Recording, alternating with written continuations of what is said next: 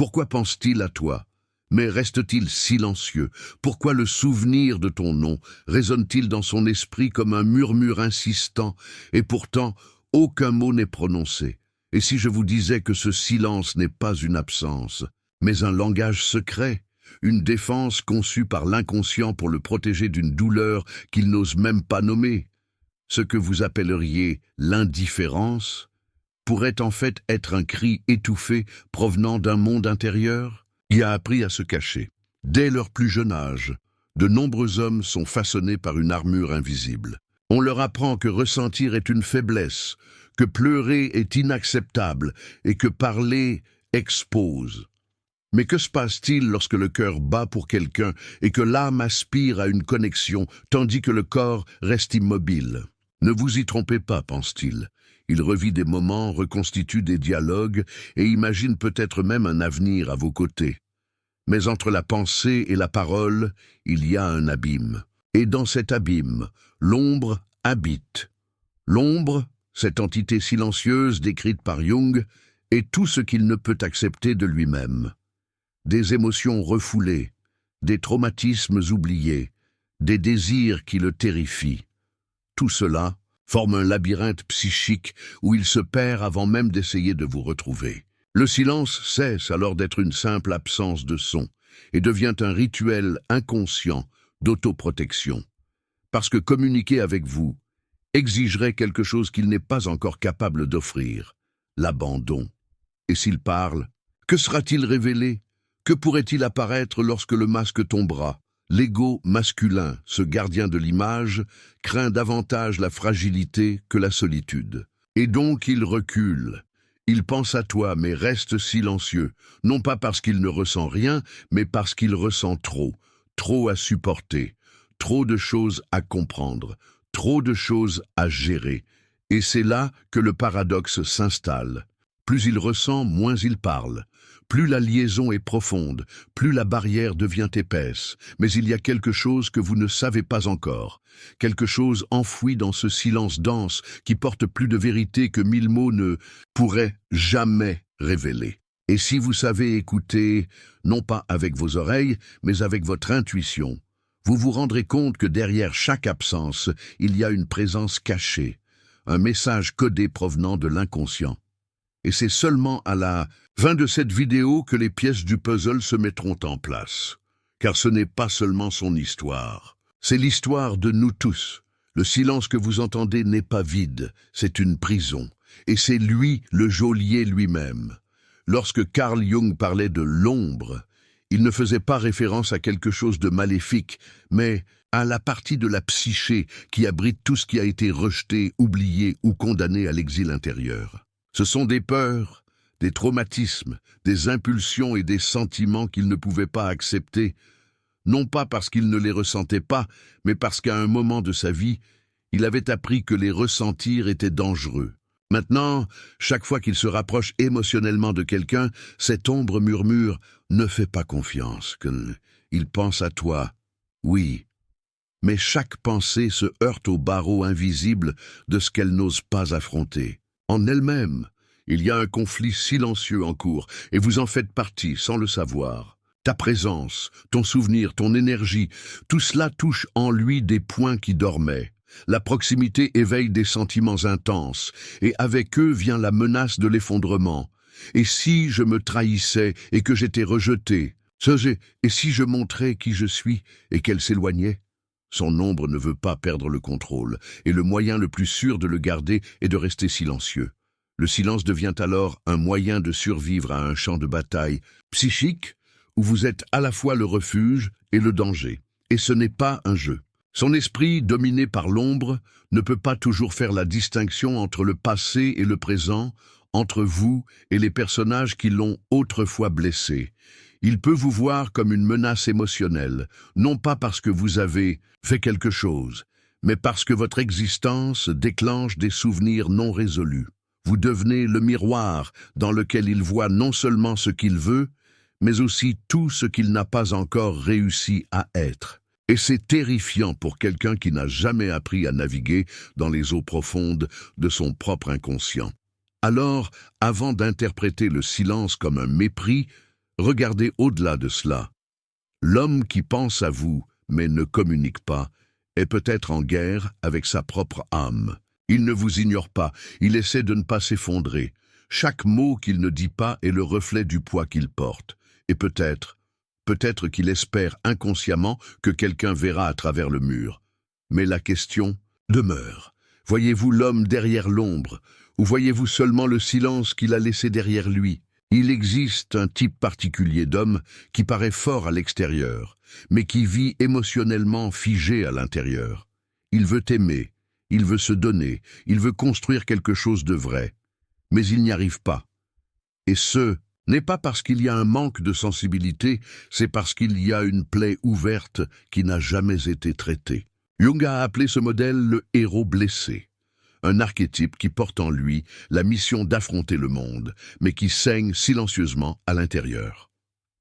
Cet homme pense souvent à vous, mais la même impulsion qui vous rapproche, vous éloigne également. Il veut, mais il n'ose pas. Il le sent, mais il ne se permet pas de le montrer.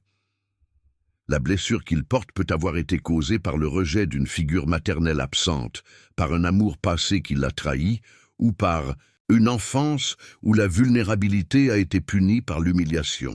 Ces douleurs ne sont pas des souvenirs, ce sont des structures psychiques vivantes qui façonnent vos décisions, vos impulsions et surtout vos silences. Il peut même essayer d'initier le contact, mais quelque chose de plus grand le paralyse. La peur de revivre la douleur originelle prend le pas sur le désir de se connecter. Et donc, il choisit le chemin le plus sûr, prendre ses distances déguisées en froideur. Mais au fond, chaque héros blessé aspire à la guérison. Et cette guérison, selon Jung, ne vient jamais de la fuite, mais de la confrontation à l'abîme lui-même. Mais cette confrontation requiert quelque chose de rare, le courage émotionnel. Vous parler, s'ouvrir à vous, s'engager véritablement avec vous, tout cela nécessite qu'il retire son armure.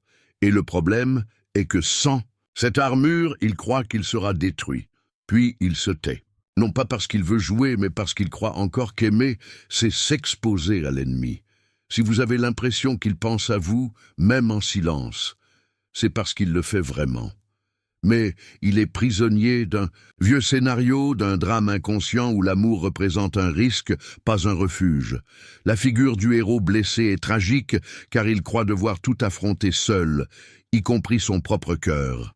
Il s'éloigne pour survivre, même si cela le fait mourir lentement à l'intérieur. Et peut-être, juste peut-être, ce dont il a le plus besoin dans ce moment, ce n'est pas d'une autre charge, mais de quelqu'un qui peut voir la cicatrice derrière le bouclier. Selon Carl Jung, chaque homme porte en lui une image du féminin, l'anima. Elle représente tout ce qui est sensible, intuitif, réceptif et émotionnel dans votre psyché. Mais dans de nombreux cas, cette énergie n'est pas la bienvenue. Elle est étouffée, niée, exilée au nom d'une masculinité qui valorise le contrôle, la raison et la force brute. Le résultat? Un homme déconnecté de sa propre âme. Et quand il rencontre une femme qui le touche émotionnellement, qui reflète son anima, son instinct n'est pas de tendre la main, mais de fuir. Parce que cela le force à ressentir tout ce qu'il a passé sa vie à essayer d'enterrer. Vous réveillez en lui quelque chose de profond, d'ancestral, qu'il ne peut nommer.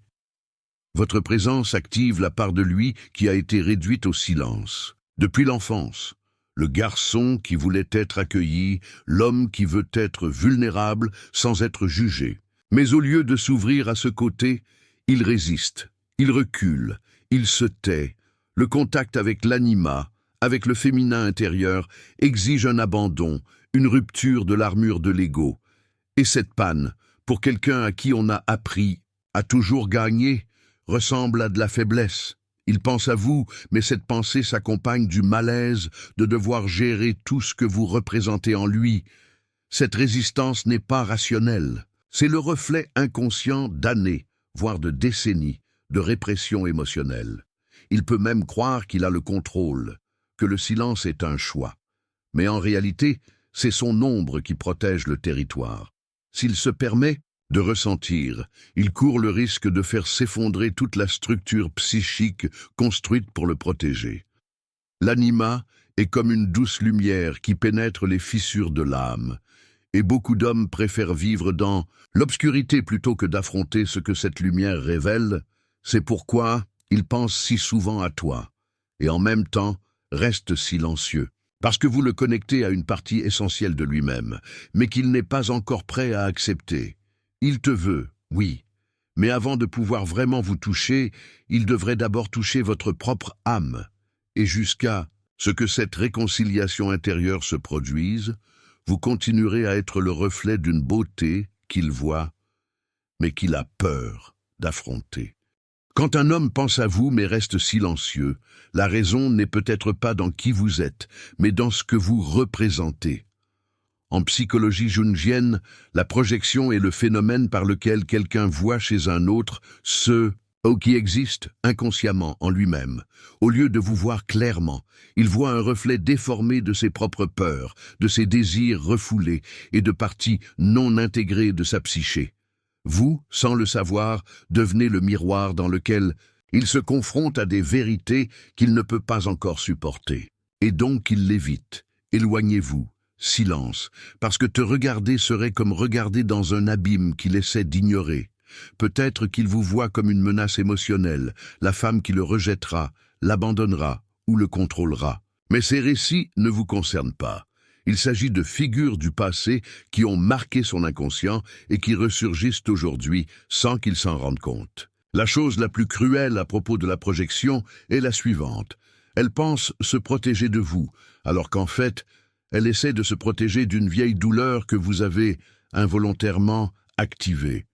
Et plus vous vous montrez réel, humain, différent de ce qu'il projette, plus il s'effondre intérieurement parce que son authenticité brise l'illusion qu'il a construite pour se protéger. D'un autre côté, il peut aussi vous idéaliser, vous mettre sur un piédestal impossible, vous imaginer comme la seule femme capable de le sauver, de le guérir, de le compléter. Cela a l'air bien, mais c'est tout aussi dangereux, parce que l'idéal est intouchable, inaccessible, et quand la réalité apparaît, avec ses imperfections naturelles, il devient frustré et se replie sur lui-même. La projection positive est aussi une défense. Il ne se rapporte pas à vous, mais à un symbole. Et les symboles ne nécessitent pas de vulnérabilité, juste une admiration silencieuse. C'est pourquoi il pense tant, mais agit si peu. La vérité est que tant que la projection domine le champ relationnel, il n'y a pas de place pour une véritable rencontre. Jung disait que la rencontre de deux personnalités est comme le contact de deux substances chimiques. S'il y a une réaction, les deux sont transformés.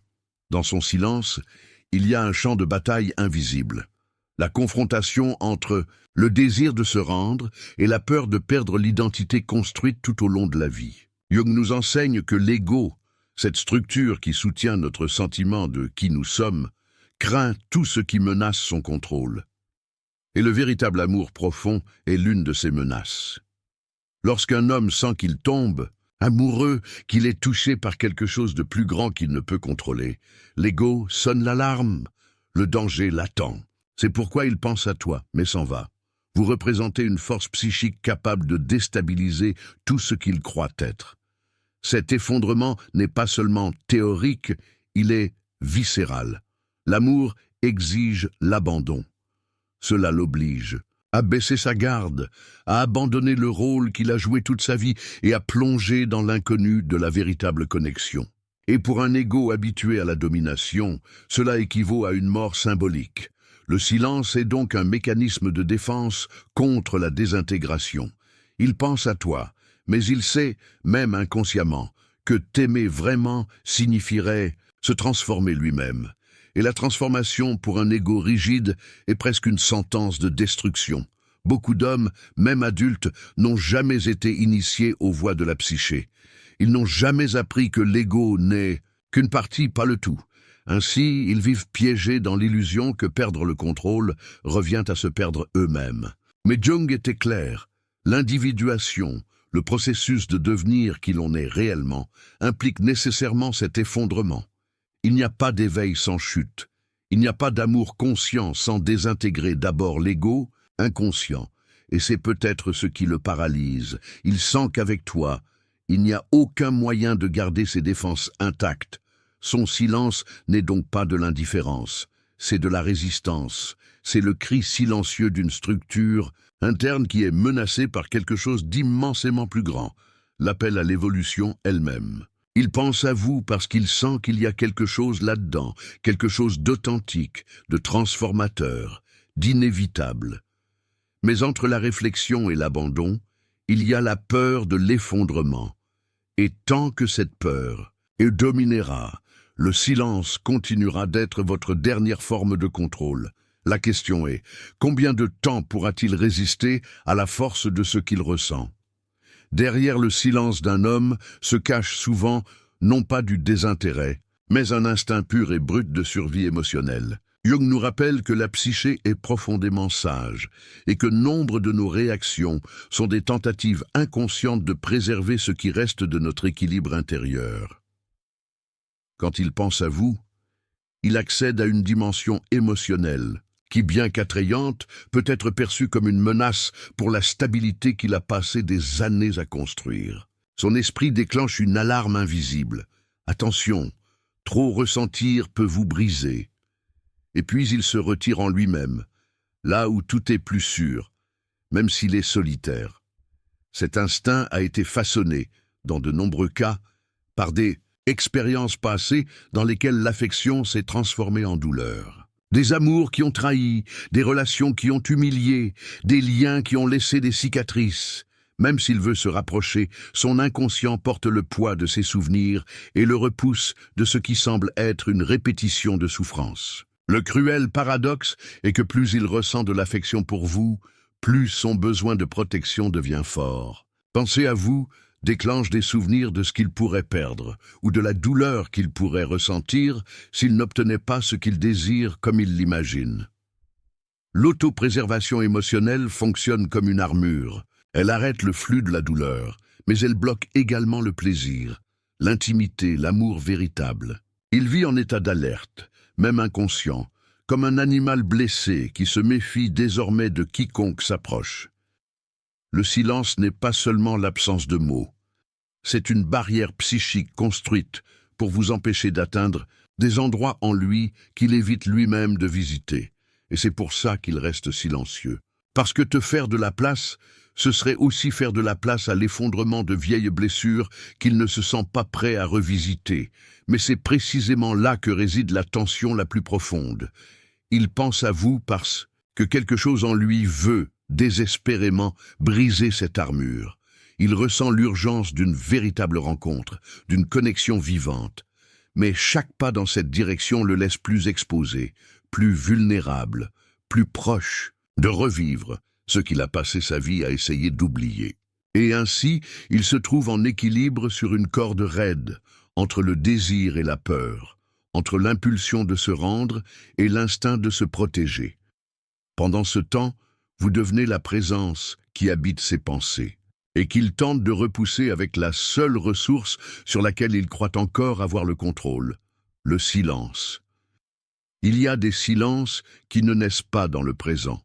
Ce sont des échos de voix anciennes, transmises de père en fils, de génération en génération, comme un héritage invisible. Jung nous enseigne que l'inconscient collectif est un réservoir d'images, de peurs et de comportements hérités, et que bon nombre des choix que nous faisons ne sont pas entièrement les nôtres. Lorsqu'un homme pense à vous mais se tait, ce n'est peut-être pas lui qui décide, mais plutôt le poids de siècles de conditionnement ancestral qui nous dit « les hommes ne pleurent pas, les hommes ne s'exposent pas, les hommes ne s'inclinent, même pas devant l'amour ». Ces idées archétypales façonnent son silence avec des mains qu'il ne peut pas voir, mais qu'il sent. Ce qu'il vit pourrait être le reflet d'un script ancien, inscrit dans l'âme masculine collective, le guerrier qui ne montre pas de faiblesse, le pourvoyeur qui ignore son propre cœur, le fils qui a appris de son père à avaler tout ce qui fait mal. Son silence est une répétition de schémas qui n'ont jamais été remis en question, car ils ont toujours été là. Et maintenant, Devant vous, il se retrouve déchiré entre deux forces opposées, le désir de briser le cycle et la loyauté inconsciente envers la lignée émotionnelle qui l'a formé. Ses pensées vous recherchent, mais son âme est toujours piégée dans les vieux codes qui lui ont appris que le sentiment est dangereux. De plus, il y a une loyauté cachée dans ses modèles. Dans de nombreux cas, rompre le silence serait pour lui une sorte de trahison de la figure paternelle, comme si ouvrir son cœur signifiait abandonner la forteresse émotionnelle que son père, ou son grand-père, avait construite à si grand frais. Sans s'en rendre compte, il porte en lui non seulement ses propres peurs, mais aussi celles de toute une lignée qu'il n'a jamais su exprimer. Et ça pèse. Cela paralyse. Il pense à vous, oui, mais comme à quelqu'un qui menace de détruire un château émotionnel construit il y a plusieurs générations. Mais quelque chose de nouveau naît aussi dans ce conflit. La possibilité d'une guérison transgénérationnelle. Quand il pense à vous, et ressent cette impulsion de changer même silencieuse. Quelque chose dans son inconscient commence à bouger. Peut-être ne sait-il pas comment agir, comment parler, comment briser ce silence. Mais sa présence ébranle déjà des structures qui semblaient éternelles. Et dans ce geste, il pourrait devenir le premier de sa lignée à choisir l'amour plutôt que la peur. Mais jusqu'à ce que cela arrive, le silence continuera d'être le bouclier qui protège non seulement lui, mais tous ceux qui l'ont précédé. Peu de douleurs sont aussi silencieuses que la peur d'être rejeté. Jung nous a enseigné que ce que nous évitons d'affronter en nous-mêmes s'accumule dans l'ombre, le sous-sol psychique où se cachent les traumatismes, non résolus, les insécurités et les complexes. Pour beaucoup d'hommes, cette peur n'est pas seulement rationnelle, elle est archétypale, elle est inscrite dans les couches les plus profondes de l'inconscient. Il pense à toi, mais il se tait, car te chercher signifierait s'exposer à une possibilité insupportable, celle de ne pas être accepté, de ne pas être désiré, de ne pas être suffisant. Et pour quelqu'un dont l'estime de soi s'est construite sur le déni, c'est l'équivalent d'une dépression nerveuse. Le silence devient alors un moyen de survie. Il croit qu'en n'essayant pas, il se protège de la douleur de l'échec. Le paradoxe est cruel. Plus qu'il vous désire, plus qu'il craint intensément de ne pas être réciproque. Votre esprit vous convainc qu'il vaut mieux maintenir une distance de sécurité plutôt que de risquer l'impuissance émotionnelle que le rejet pourrait provoquer. Et donc, même en pensant à toi, même en te sentant vivante en lui, il choisit de ne pas agir. La peur parle plus fort que le désir, l'ombre plus puissante que le cœur. Ce modèle a souvent été renforcé par les expériences passées. Les rejets précédents ont laissé des blessures qui n'ont jamais complètement guéri. Chaque silence qu'il maintient aujourd'hui est chargé de vieux échos. Ce moment où il s'est déclaré et a été ignoré, ce moment où il s'est montré vulnérable et a été ridiculisé. Cette relation où il s'est donné complètement et a été laissé seul. Ces fragments de douleur restent ancrés dans l'inconscient, façonnant chaque geste futur avec le poids d'un passé non résolu. Vous n'êtes pas seulement confronté à son silence, vous êtes confronté aux voix de ce qui l'a blessé. Gaëtan, au fond, il pense à toi parce qu'il y a du sentiment, mais il se tait parce qu'il a peur. Et cette peur, lorsqu'elle n'est pas éclairée par la conscience, devient le maître du destin. Jung a dit que ce qui n'est pas rendu conscient se manifeste comme destin. Tant qu'il ne regardera pas cette ombre et ne l'intégrera pas, en reconnaissant que la peur du rejet ne définit pas sa valeur, il restera piégé dans un cycle répétitif de rejet. Vous devenez, sans le savoir, le seuil entre ce qu'il désire le plus et ce qu'il craint le plus. Et c'est à ce moment précis que le silence s'installe comme une armure, et aussi comme une prison. Pour beaucoup d'hommes, la vulnérabilité est une idée inconfortable, presque intouchable. Pour lui, exprimer ses sentiments, exposer ses faiblesses est un terrain instable et dangereux. Jung a abordé en profondeur la dynamique de l'ombre et de la personne.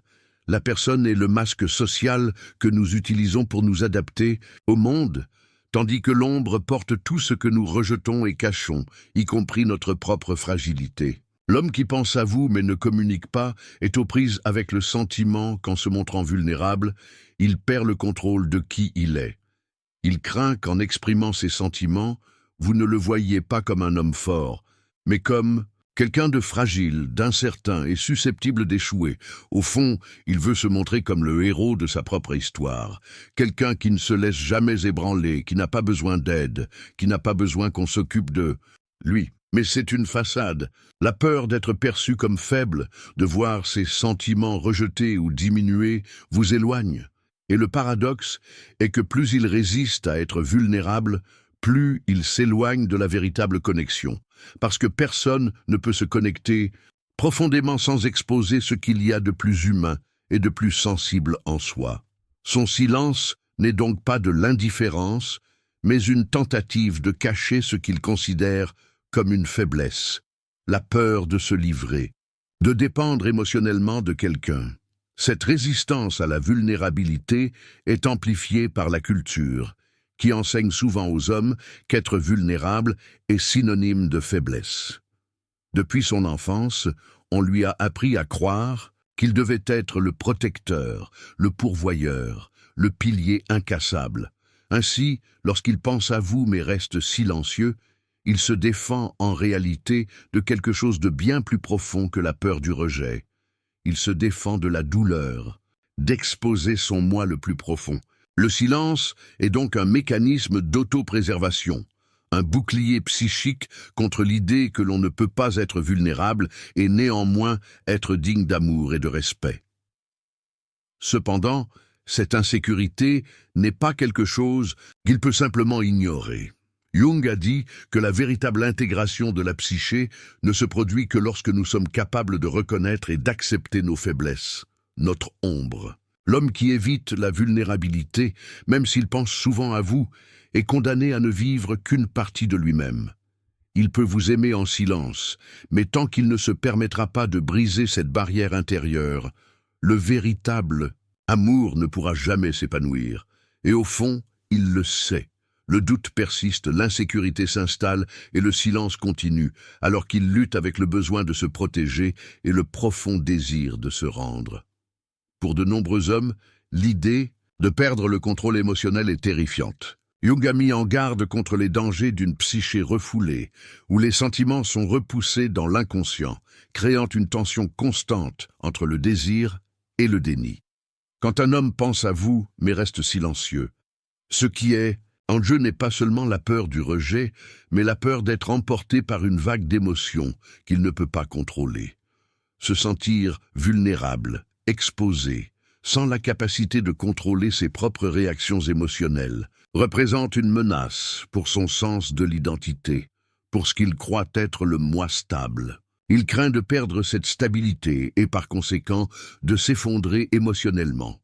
Cette peur de perdre le contrôle est peut-être profondément ancrée dans son psychisme, alimentée par des expériences passées où il a dû être fort, retenu, inébranlable. Peut-être a-t-il appris très tôt que les émotions sont un terrain dangereux, quelque chose qui peut déstabiliser et nuire. Peut-être qu'à un moment donné de votre vie, vous avez été témoin ou avez vécu une perte émotionnelle si bouleversante que vous avez juré de ne plus jamais laisser une telle chose vous arriver. Quand il pense à vous, il se retrouve sur le point de perdre le contrôle, et sa réaction automatique est de reculer. Le silence apparaît comme une stratégie défensive, une façon de garder ses émotions à distance et d'empêcher la vague émotionnelle qu'il ressent pour vous de l'engloutir de manière incontrôlée. Le plus ironique est que cette tentative de contrôler les émotions crée un vide intérieur. Alors qu'il essaie de garder ses émotions sous contrôle, il se déconnecte également de sa vraie nature, de cette partie de lui qui est capable d'aimer profondément, de se donner intensément. Jung a parlé de l'intégration de l'ombre et de l'importance d'accepter toutes les facettes de la psyché, y compris les plus sombres et paradoxalement les plus humaines. La peur de perdre le contrôle émotionnel est en réalité le reflet du manque d'intégration de cette partie de lui-même qu'il essaie de contrôler, mais qu'il ne comprend jamais complètement. Mais le dilemme est clair. Plus il essaie de contrôler, plus le contrôle lui échappe. L'homme qui ne se permet pas de ressentir librement s'emprisonne en fait lui-même. La vulnérabilité et l'abandon sont des portes d'entrée vers une véritable liberté émotionnelle. Mais pour les atteindre, il lui faudrait affronter la peur de s'effondrer, d'être brisé par ses propres émotions. Il pense à toi, mais il reste silencieux car chaque sentiment qu'il éveille, pour toi le rapproche de cette confrontation. Et tant qu'il ne se permettra pas de faire l'expérience de cette fluidité émotionnelle, le silence continuera d'être le moyen qu'il trouve pour maintenir un sentiment de contrôle, même si, ce faisant, il perd la chance de vivre quelque chose de réel. Chez beaucoup d'hommes, la quête de la perfection est le reflet d'une pression intérieure écrasante, une voix constante qui murmure « Tu dois être parfait ». Jung a suggéré que le désir de perfection est souvent alimenté par un ego fragile, qui cherche à l'extérieur ce qu'il ne peut pas trouver à l'intérieur. Lorsqu'un homme pense à vous, mais ne communique pas, il peut être paralysé par la croyance que pour mériter votre amour ou votre attention, il doit être parfait, ou du moins donner l'impression qu'il l'est.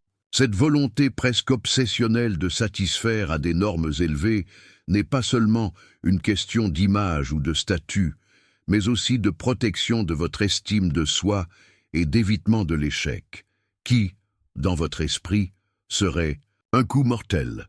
Cette peur de l'échec provient en partie des comparaisons constantes qu'il fait avec les autres et avec les normes imposées par la société. L'homme qui veut être parfait ne se considère pas digne d'amour ou d'affection, à moins de répondre à certains critères de réussite, qu'ils soient financiers, émotionnels ou personnels. Et quand il pense à vous, il est confronté au sentiment qu'il n'est pas suffisant, qu'il doit encore s'améliorer ou accomplir davantage. Le silence devient alors une manière de préserver son image. Il préfère ne pas essayer plutôt que de risquer d'échouer, car échouer signifierait la destruction de tout ce qu'il croit être. Il se cache dans la perfection de l'absence, dans l'illusion que s'il ne s'expose pas, il ne court pas le risque d'être jugé ou rejeté. Cette recherche de perfection n'est pas seulement une stratégie extérieure, mais le reflet d'une profonde insécurité intérieure. L'homme qui se soucie d'être parfait essaie souvent de dissimuler ses propres défauts et imperfections qu'il considère comme inacceptables. Cependant, plus il cherche à cacher ses défauts, plus il s'éloigne de la véritable authenticité. Son silence peut être le reflet de son incapacité à se montrer tel qu'il est vraiment, imparfait, mais humain. Jung croyait que le véritable accomplissement se produit lorsque nous acceptons notre propre ombre, lorsque nous acceptons notre imperfection et lui permettons de faire partie de notre cheminement de croissance. Mais ce qu'il ne voit pas, et ce que vous ne réalisez peut-être pas encore, c'est que la perfection qu'il désire tant est une prison invisible. Alors qu'il se perd dans cette quête inaccessible, il cesse de vivre l'instant présent, se permettant d'être vulnérable et vrai. Et c'est dans cet espace de silence, dans votre tentative désespérée d'éviter l'échec, que la véritable connexion est perdue. Il pense à toi, mais reste silencieux, parce qu'il croit que s'il n'est pas parfait, il ne sera pas digne de ton amour. Et tant qu'il reste prisonnier de cette idée, il rate l'occasion d'être aimé, non pas pour ce qu'il fait bien, mais pour ce qu'il est. Vulnérable, imparfait et finalement humain. Pour beaucoup d'hommes, maintenir une image de force est un impératif psychologique, presque une survie émotionnelle. Jung croyait que l'ego, la partie consciente de la psyché, cherche toujours à préserver son identité et son équilibre interne. L'idée d'être fort, inébranlable, est une construction qui va au-delà de la simple apparence, c'est une manière de maintenir la cohérence de l'image qu'il a de lui-même. Quand il pense à vous, mais reste silencieux, ce qui est en jeu n'est pas seulement un manque de communication, mais la peur de perdre cette façade de force, de paraître fragile devant quelqu'un qu'il veut impressionner. Le silence est en fait une stratégie de protection, une façon de vous empêcher de voir ce qu'il croit être votre vulnérabilité. La pression d'être fort commence souvent dès l'enfance, quand on apprend aux hommes que les émotions sont des faiblesses et qu'ils doivent être le pilier de la famille, le guerrier de la vie. La société renforce constamment ce message. Les hommes doivent être fermes, résilients, imperturbables. Au fil des années, il intériorise cette attente et en fait un élément central de son identité. Alors, quand il pense à vous, mais ne communique pas, il est confronté à un choix douloureux, maintenir l'image de force ou risquer de s'exposer et de perdre cette armure émotionnelle qu'il a construite avec tant d'efforts. Le silence apparaît comme une réponse automatique à cette tension interne, un espace sûr où il peut éviter d'être confronté à la possibilité d'être perçu comme faible. Cette peur de perdre l'image de la force va plus loin que la simple peur du jugement. C'est un besoin psychique de protéger son estime de soi. S'il se permet d'être vulnérable et ouvert, s'il se laisse aller à l'émotion qu'il ressent pour vous, il craint que cela le rende plus petit, que vous le voyez comme quelqu'un incapable de se défendre dans des situations émotionnelles. Pour lui, montrer cette fragilité peut être vu comme un signe d'échec, de faiblesse, quelque chose qu'il ne peut pas supporter. Et ainsi, le silence devient sa stratégie de défense. Il ne parle pas parce qu'en parlant, il sent qu'il perdrait cette couverture protectrice qui le maintient intact.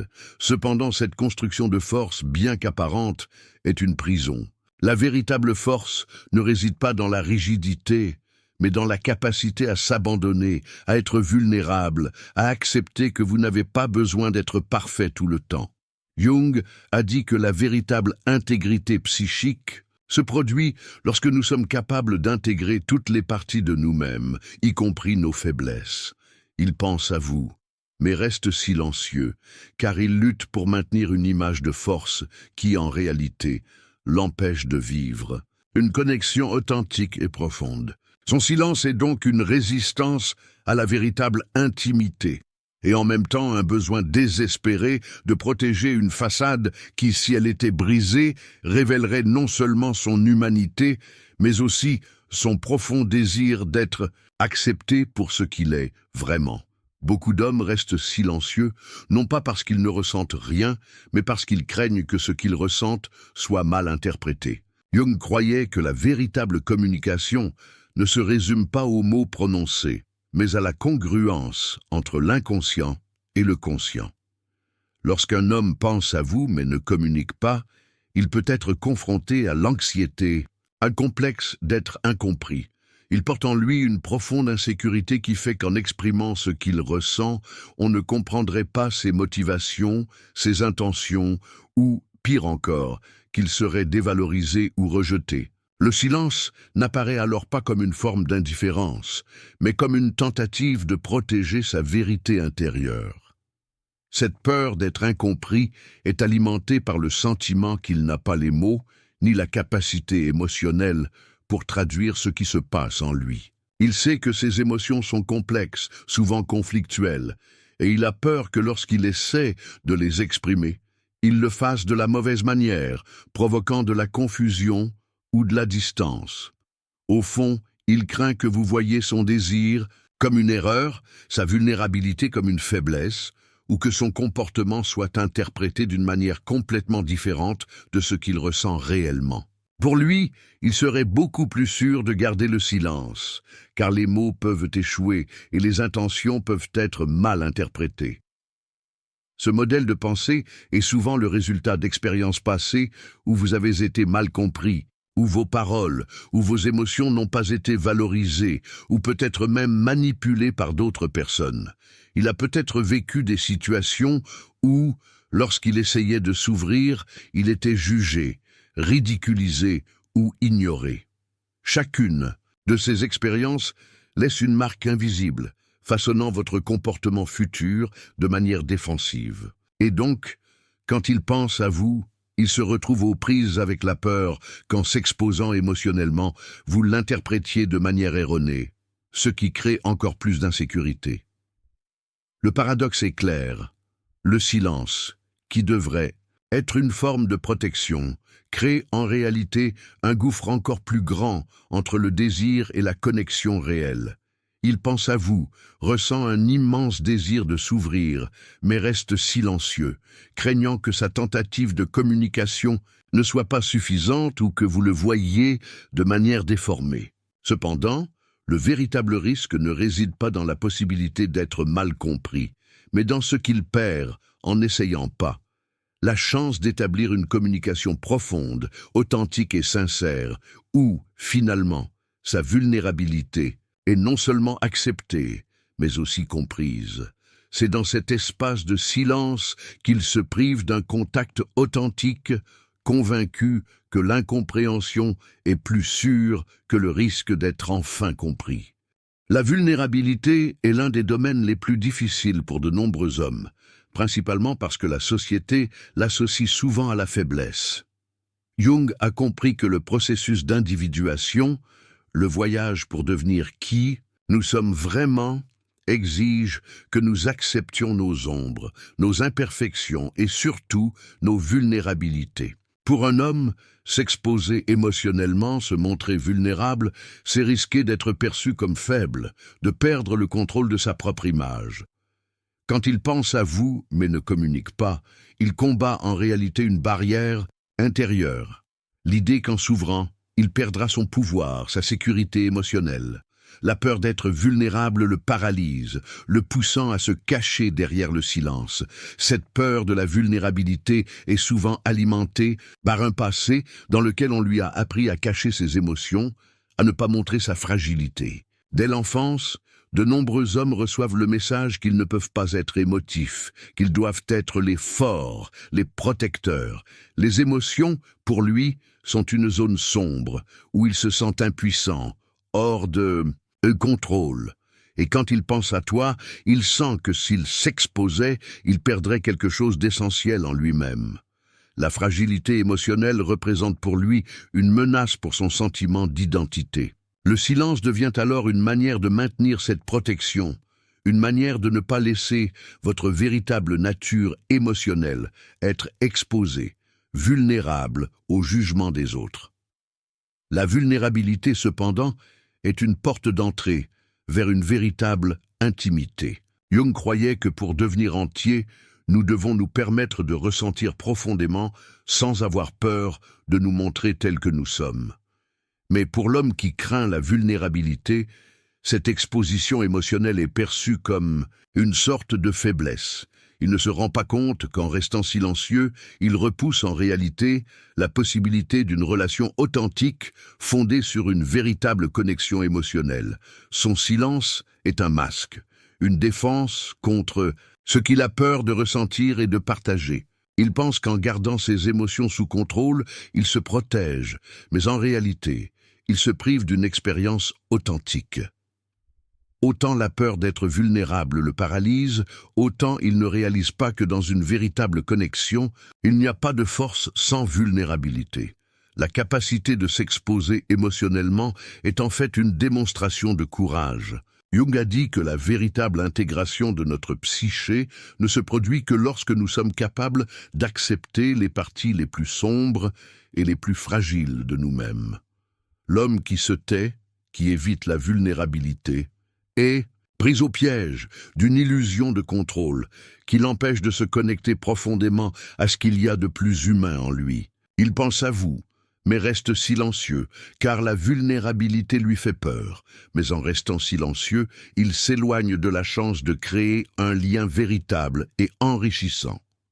La peur du rejet est l'une des forces les plus profondes et les plus perturbatrices qui habitent la psyché masculine.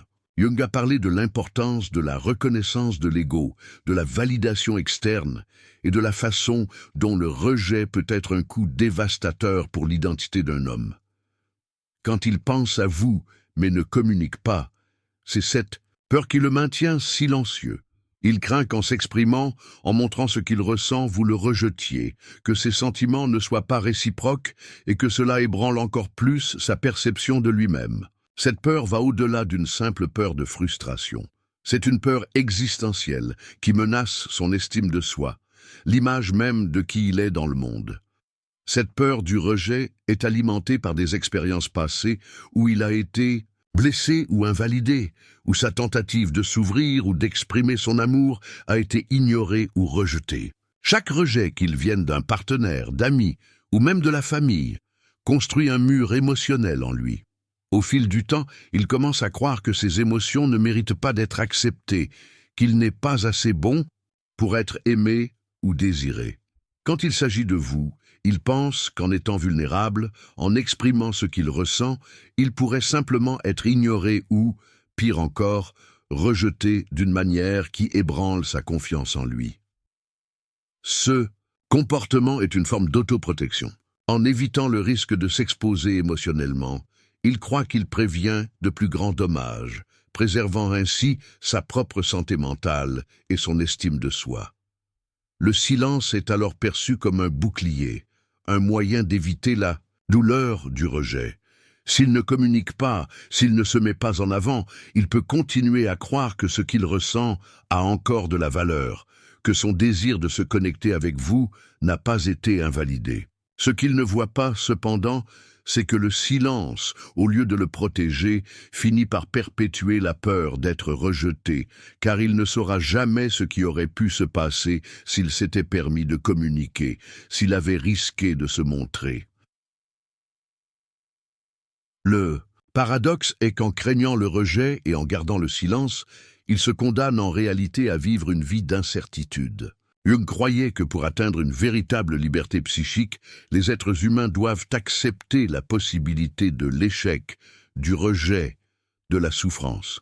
Le rejet, comme l'amour, fait partie de l'expérience humaine, et nous ne pouvons, vraiment et profondément, nous connecter que lorsque nous acceptons ce risque. L'homme qui pense à vous mais garde le silence est asservi par la peur d'être rejeté, et au fond de lui, il sait qu'en n'essayant pas, il a déjà perdu l'opportunité de vivre quelque chose d'authentique. Pour de nombreux hommes, l'idée de contrôle est essentielle pour naviguer dans les émotions complexes de la vie. Jung a compris que l'ego, dans sa recherche de stabilité, cherche constamment à exercer un contrôle sur la réalité et les situations. Ce désir de contrôle peut cependant devenir une prison, surtout lorsqu'il s'agit de sentiments et de relations. Lorsqu'un homme pense à vous mais ne communique pas, il essaie peut-être de contrôler le flux naturel de ses émotions, évitant la vulnérabilité qui le lie directement à l'imprévisible. Le silence devient alors une façon de protéger votre besoin, d'avoir le contrôle sur ce que vous ressentez, sur ce qui se passe dans votre vie émotionnelle, afin que rien ne vous échappe. Cette volonté de contrôler sa propre vie et même ses sentiments est souvent alimentée par une recherche constante de sécurité émotionnelle. L'homme qui ressent le besoin de contrôler essaie, dans de nombreux cas, d'éviter la douleur de l'incertitude, du chaos émotionnel, qui le fait se sentir vulnérable et exposé. Il se considère comme l'architecte de son destin et croit que s'il cède à l'envie de communiquer ou de s'ouvrir, il ouvrira la porte à quelque chose qu'il ne peut ni prévoir ni contrôler. Quand il pense à vous, il hésite car il sait qu'en s'exposant, il pourrait perdre le contrôle sur le cours des événements. Le silence est donc sa façon de préserver ce sentiment de stabilité, de ne pas laisser l'inconnu interférer dans ce qu'il comprend comme son destin. Cette peur de perdre le contrôle est souvent exacerbée par des expériences passées où il a senti qu'en se laissant aller à la vulnérabilité ou en faisant confiance à quelqu'un, quelque chose lui échappait et lui causait de la douleur. Peut-être a-t-il vécu des moments où ses émotions ont été manipulées ou même rejetées, ce qui lui a fait croire qu'en se donnant complètement, il s'exposerait à des risques inutiles. Il choisit donc de ne pas communiquer. En ne communiquant pas, il croit pouvoir encore déterminer les règles du jeu, il peut encore manipuler la situation pour s'assurer que rien ne lui échappe. La peur de perdre le contrôle est donc le reflet d'une tentative de se protéger contre les conséquences imprévisibles d'un engagement émotionnel avec quelqu'un. Mais aussi efficace que le contrôle puisse paraître comme un mécanisme de défense, il finit par créer un vide de connexion authentique. Jung a parlé du risque de nous éloigner de nous-mêmes lorsque nous essayons de contrôler toutes les circonstances et toutes les émotions. L'homme qui reste silencieux, essayant de se contrôler lui-même et le monde qui l'entoure, se déconnecte en fait du flux naturel de la vie. Il pense à vous, mais ne communique pas, car il a peur de perdre le contrôle. Mais ce qu'il ne réalise pas, c'est qu'en restant silencieux, il rate l'opportunité de vivre une expérience pleine et vraie.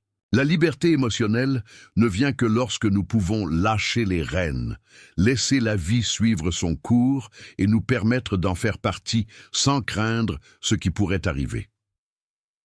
Dès leur plus jeune âge, les hommes sont conditionnés par une série de normes sociales et culturelles qui façonnent profondément leurs actions, leurs comportements et, surtout, leurs émotions. Jung croyait que les constructions collectives, les archétypes, influencent intensément l'inconscient individuel, créant des modèles et des attentes qui sont intériorisés comme des vérités absolues. Quand un homme pense à vous, mais ne communique pas, il porte peut-être un poids invisible sur ses épaules, qui est le poids des attentes extérieures. Il doit être fort, imperturbable, rationnel et surtout éviter de montrer toutes sortes de vulnérabilité. Ce fardeau culturel s'impose silencieusement, créant des barrières entre ce qu'il ressent réellement et la façon dont il croit devoir agir pour répondre aux normes de sa société.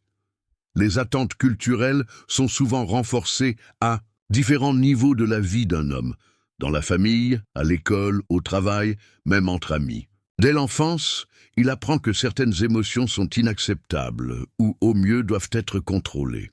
La société lui impose d'être le pilier, le guerrier, celui qui ne montre pas de faiblesse. Quand il pense à vous, il est souvent confronté au conflit entre ce que son vrai moi veut exprimer et ce qu'on lui a appris à montrer au monde.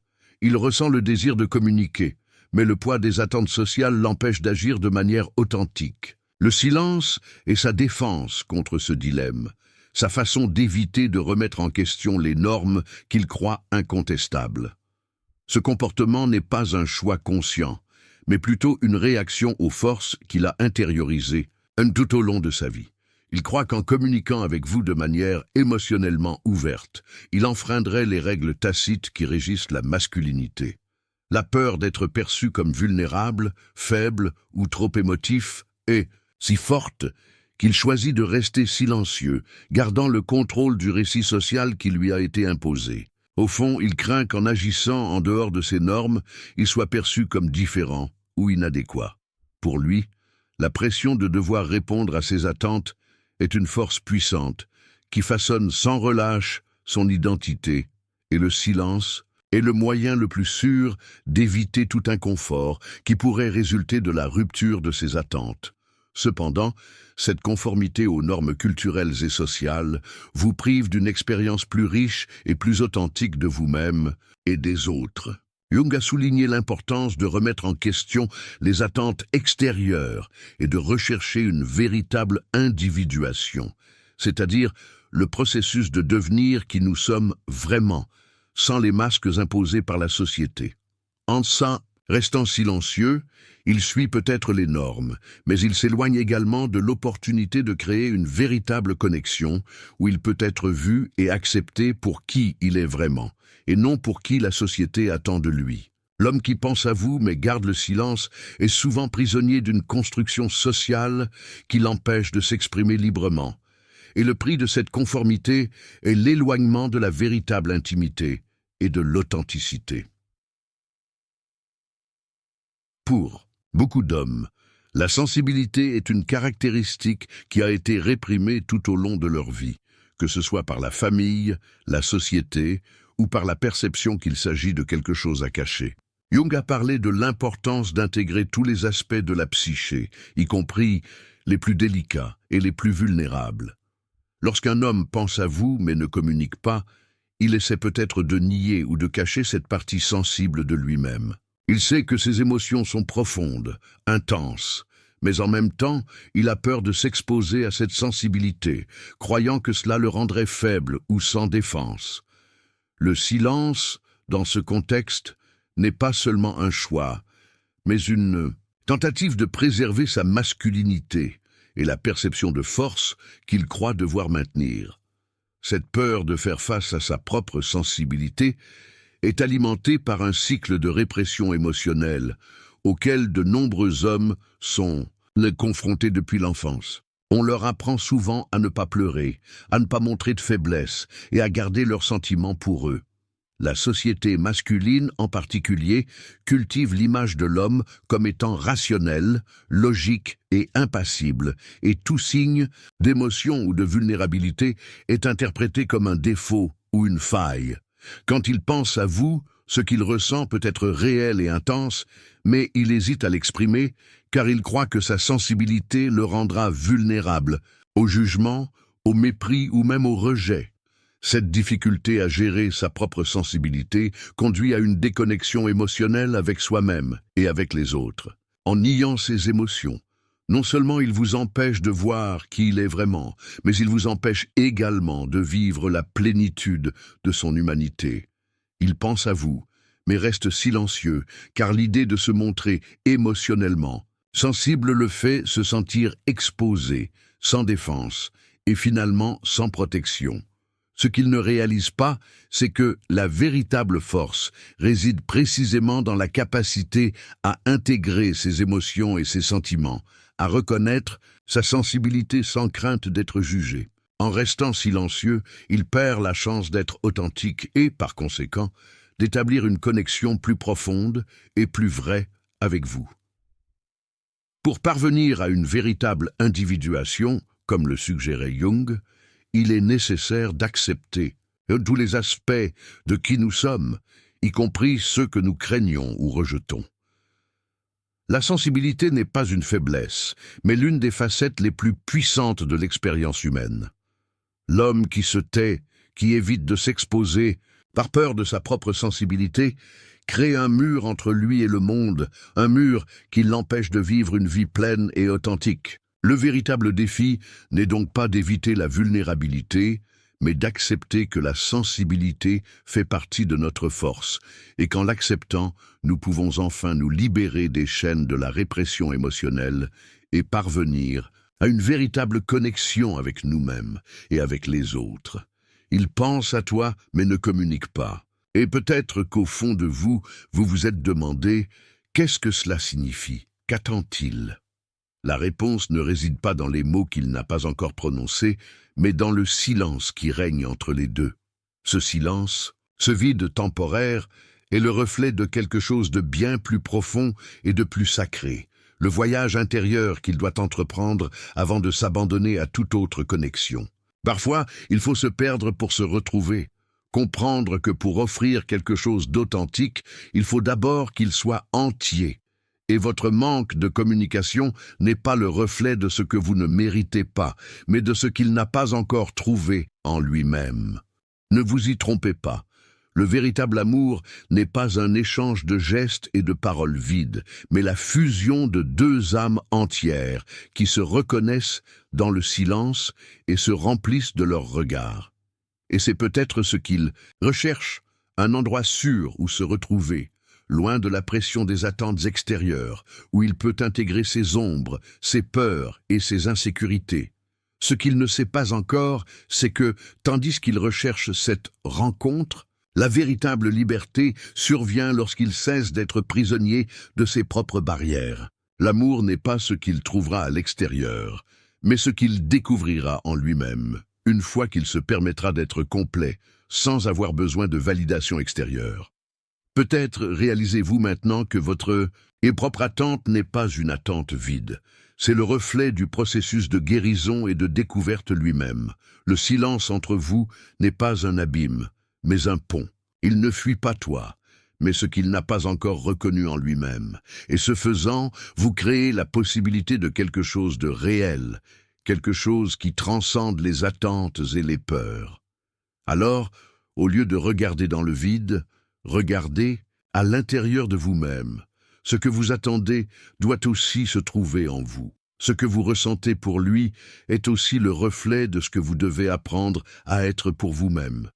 Maintenant, alors qu'il continue son voyage silencieux et que vous restez dans votre propre réflexion, une invitation surgit. Pas n'importe quelle invitation, mais une invitation à la transformation, un pas vers la connaissance de soi, où le silence n'est plus un écho, mais la voix de votre vérité intérieure. Si vous êtes ici, c'est que vous avez déjà ressenti la puissance de ce message. Et peut-être maintenant, ce que vous devez faire est de suivre le chemin qui commence ici. Si vous vous sentez touché, si quelque chose en vous s'est réveillé, ne laissez pas cela rester un simple instant fugace. Aimez, partagez et commentez, car ce faisant, vous vous connecterez à quelque chose de plus grand, à quelque chose qui est encore en train de se dérouler. Et abonnez-vous, car il y a encore tellement plus à explorer, non pas parce que je le dis, mais parce que vous sentez qu'il y a quelque chose en vous qui est prêt à être découvert. Son heure n'est peut-être pas encore venue, mais la vôtre, si.